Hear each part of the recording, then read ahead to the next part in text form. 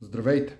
Във втория епизод поговорихме за лошите последствия от стреса върху органите ни, жизнените ни системи и върху цялостното ни здравословно състояние и за това как растителни съставки и микронутриенти ограничават последствията от оксидативния стрес. В този епизод продължаваме с другите две групи, които са свързани с възстановителните процеси в нашия организъм, с производството и запаса на енергия, което е ключово срещу стреса, и с още едно много важно нещо – състоянието на нашия ум и психика. Защото продължителният стрес и несправянето с последствията от него води до така нареченото прегаряне, burn-out, и е пряко свързано с нашето умствено благосъстояние.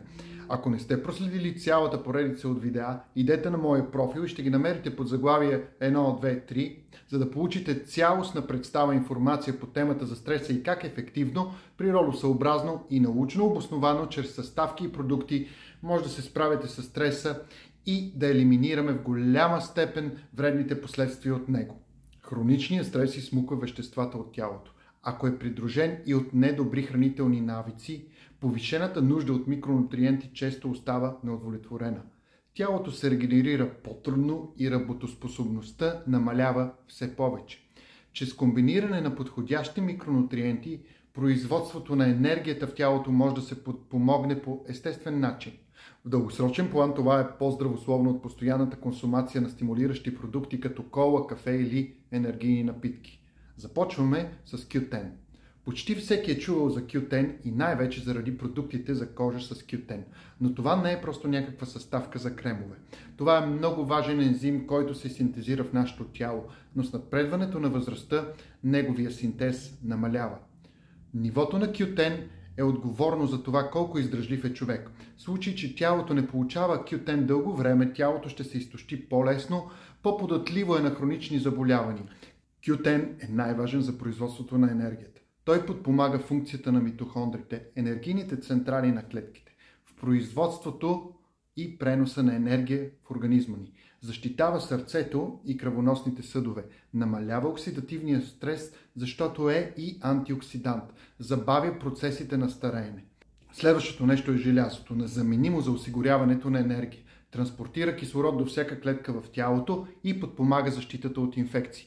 Липсата на желязо е сред най-честите хранителни дефицити.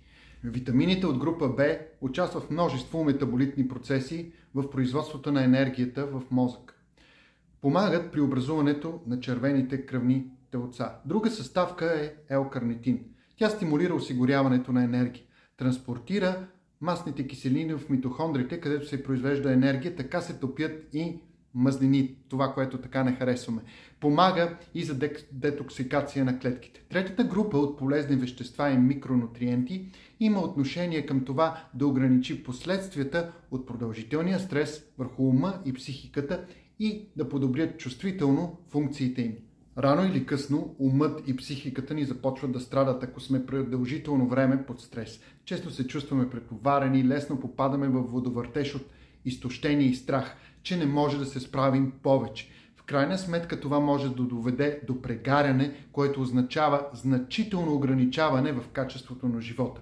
В никакъв случай не трябва да позволявате да се стига до тук, защото това може да отключи състояния и заболявания, които напълно променят ритъма и, ако щете, смисъла на живота. Осигурете си регенерация, спокойствието, възстановителния сън и храненето са важни средства за това. Хранителни вещества като витамин D и холин са важни фактори за нашето умствено благосъстояние и настроение. Започвам с витамин D. Всеки е чувал и знае, особено по пандемията, за витамин D и за неговите ползи. За умственото благосъстояние витамин D е изключително важен. Помага за производството на хормона на щастието – серотонин. Изгражда се най-вече под действието на слънчевата светлина и знаете, през зимата той ни липсва. Липсата на витамин D често води до загуба на мотивация и предразположеност към инфекциите. Доскоро не знаех за витамин К. Той има много важна роля в защитата на сърцето и укрепването на костите. В профилактиката на сърдечните заболявания, остеопороза, диабет и други сериозни заболявания. Служи като биологично лепило, което помага да се насочи абсорбирания калций от витамин D в костите и зъбите, а не другаде в тялото, например в бъбриците. И още една съставка ще спомена – холин. действа директно в мозъчните клетки, играе важна роля при изграждането на нервотрансмитери за отпускане. Помага за концентрацията и паметта. В следващото видео ще ви представя и ще си поговорим за продукт от ново поколение, изцяло от природата, напълно зелен като съставки, но с цвят на злато и 100% веган, произведен в Германия от научни специалисти, които съчетават всички тези споменати растителни вещества и микронутриенти, създаден за да помогне и адаптира организма ни и цялото ни тяло в справяне с хроничния стрес и оксидативния стрес. Очаквайте още утре този епизод и не го изпускайте, затова ме последвайте, за да не пропуснете нито едно от нещата, които споделям. Напишете ми съобщение, напишете ми имейл, има моя телефонен номер, може да се свържете с мен, за да поговорим. Чао!